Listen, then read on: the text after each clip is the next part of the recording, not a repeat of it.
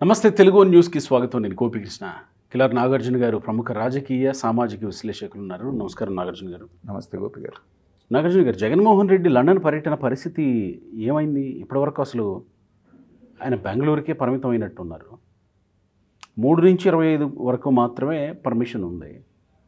సరే, కోర్టులకు వెళ్ళారు. పాస్పోర్ట్ విషయంలో ఏం జరిగిందనేది అందరూ ఫాలో అవుతూ వస్తున్నారు. అందరికీ తెలిసిన విషయమే.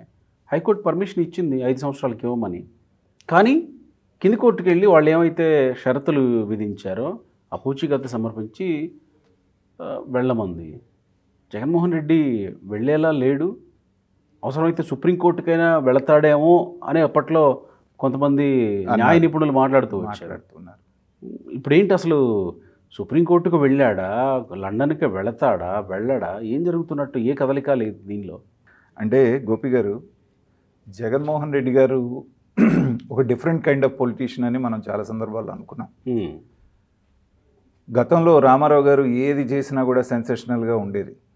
రామారావు గారు కొత్తగా రాజకీయాల్లో వచ్చినప్పుడు అది సరే, ప్రజల పట్ల ఆయన తీసుకునే నిర్ణయాలు, పథకాలు, మిగతావి ఆ రకంగా సెన్సేషన్ ఉండేది. కానీ జగన్మోహన్ రెడ్డి గారు కూడా ఏ నిర్ణయం తీసుకున్నా, ఏ చర్య చేసినా కూడా అది ఖచ్చితంగా డిస్కషన్ టాపిక్ అవ్వాల్సిందే, ఒక సంచలనం అవ్వాల్సిందే.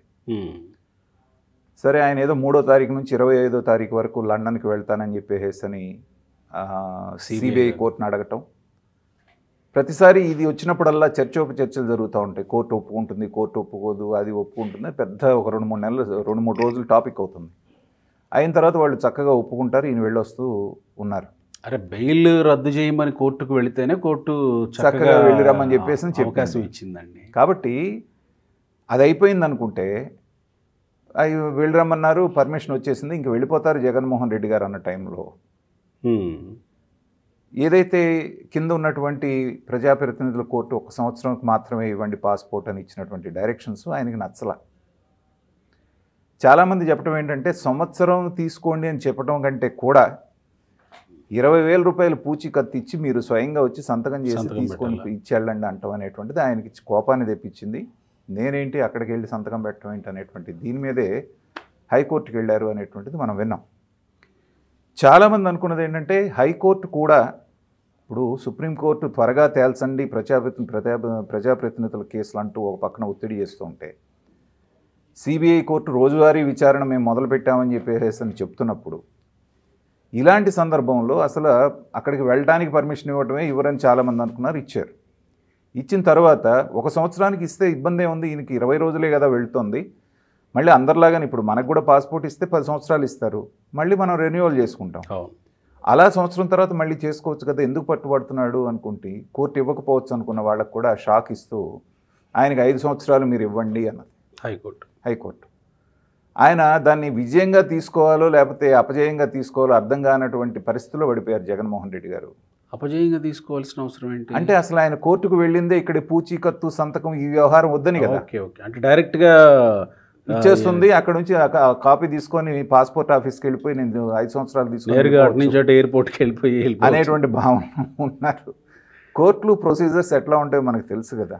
ఇప్పుడు 30 కేసులు ఏవైతేనేమి ఉన్నప్పుడు జస్ట్ లైక్ దట్ కింద కోర్టుని కాదని చెప్పేసి మీరు ఎక్స్టెన్షన్ అడిగారు, అంతవరకు ఇచ్చారు. ప్రొసీజరే కదా.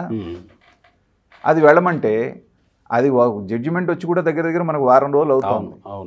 దాని నుంచి ఏ రకమైనటువంటి అప్డేటు రాకపోవటం, కదలిక లేకపోవటం. ఇక్కడ ఇంకో టెక్నికల్ పాయింట్ ఏంటంటే, ఆయన తీసుకున్నది పర్మిషన్ సిబిఐ కోర్టు నుంచి 3వ తారీఖు దగ్గర నుంచి 25వ తారీఖు వరకు. ఆల్మోస్ట్ మనం 20వ తారీఖు దగ్గరలో 16వ తారీఖు వచ్చాం.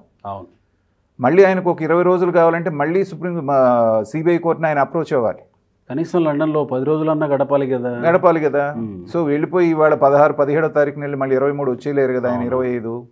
కాబట్టి మళ్ళీ అదొకటి ఉంది. మళ్ళీ పాస్పోర్ట్ కావాలంటే ఖచ్చితంగా 5 సంవత్సరాలు కావాలన్నా ఇక్కడికే వెళ్ళాలనేటువంటిది. మరి దాని గురించి ఆ యొక్క అభిజాత్యంతో నేను వెళ్ళటం ఏంటి అనేటువంటిది ఆగారా, లేదా మళ్ళీ సుప్రీంకోర్టు తలుపు తడతారు అనేటువంటి కొన్ని ఊహాగానాలు వినిపిస్తున్నాయి అదా అనేటువంటిది ఒక పక్కన. దానికంటే కూడా నేను అనుకుంటుంది ఏంటంటే, ఆయన ప్లాన్ చేసుకునేటప్పటికి సిబిఐ కోర్టు పర్మిషన్ ఇచ్చేటప్పటికి ఈ వరదలు వ్యవహారాలన్నీ లేవు. కరెక్ట్గా 1వ తారీఖు నుంచి ప్రారంభమైనవి. తర్వాత ఆయన అక్కడ వరద ప్రాంతాల్లో 2 సార్లు పర్యటించడం, మళ్ళీ మొన్న పిఠాపురం వెళ్ళటం, ఇవన్నీ చూసిన తర్వాత ఈ సమయంలో వెళ్తే తప్పుడు సంకేతాలు వస్తాయేమో అనేటువంటిది కూడా ఆగి ఉండొచ్చు అని నేను అనుకుంటున్నాను. ఒకటి.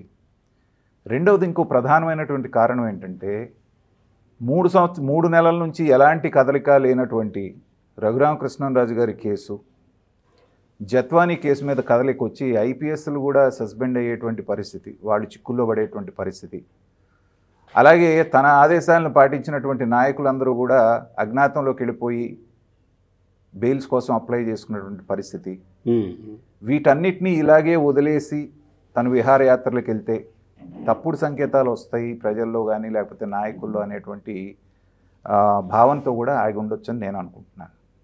అంటే ఇంకా లండన్ క్యాన్సిల్ అంటే చేసుకున్నట్టు ప్రస్తుతానికి మళ్ళీ రీషెడ్యూల్ చేసుకుంటారు.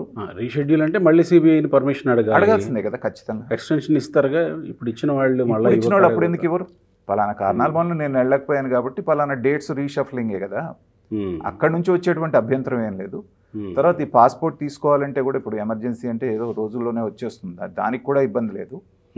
క్యాడర్ అంతా అయోమయమైనటువంటి పరిస్థితుల్లో ఉండి, తర్వాత బాలినేని శ్రీనివాసరెడ్డి లాంటి సీనియర్ నాయకులు కూడా పార్టీ విడిచిపెట్టుకున్నటువంటి సందర్భంలో, రకరకాల పరిణామాలు జరుగుతున్నటువంటి సందర్భంలో వెళ్ళటం మూలాన పార్టీకి ఏమన్నా అది కూడా 20 రోజుల పైన అనేటప్పటికి ఏంటంటే, గతంలో చూసాం రామారావు గారు అమెరికా రోజుల పాటు ఆపరేషన్ చేయించుకొని వచ్చే లోపల ఎంత నెల రోజులే నెల రోజుల్లో రాజకీయం అంతా మారిపోయింది, ముఖ్యమంత్రి కూడా మారిపోయే పరిస్థితి వచ్చింది.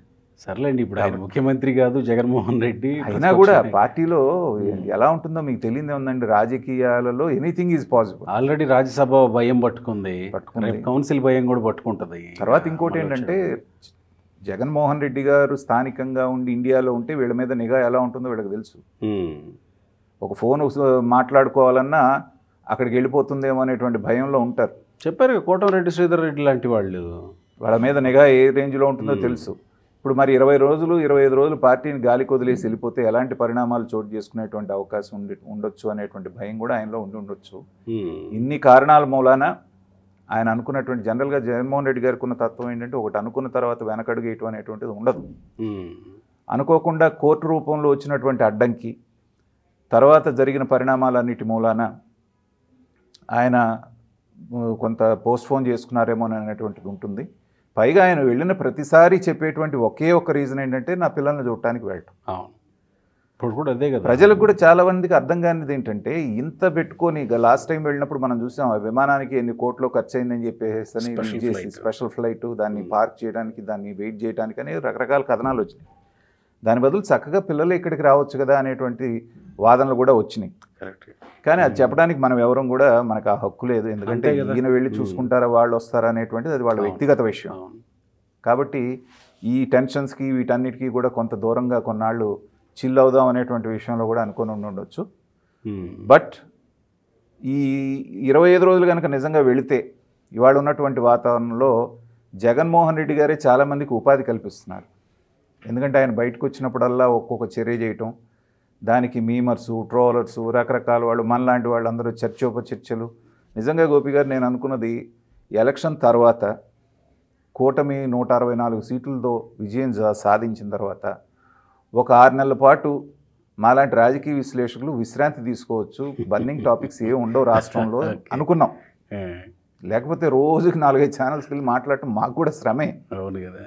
సో జగన్మోహన్ రెడ్డి గారు అవకాశం ఇవ్వట్లే మాకు ఇంకా అధికారం కోల్పోయిన తర్వాతే పని ఎక్కువ పెడుతున్నాడు ఆయన.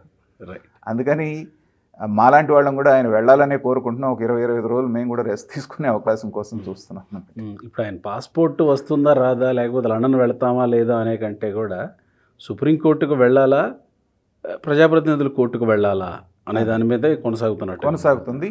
సుప్రీంకోర్టుకి వెళ్ళినా ఇంతకంటే భిన్నమైనటువంటి తీర్పు వస్తుందని నేను అనుకోవట్లేదు. ఎందుకంటే ప్రొసీజర్ కదా. కాబట్టి ఖచ్చితంగా ఒక అడుగు ఆయన నిజంగా లండన్ వెళ్ళాలి అంటే ఖచ్చితంగా వెళ్ళి తీసుకోవాలి. సో చూద్దాం ఏం జరుగుతుందని. Right sir, thank you.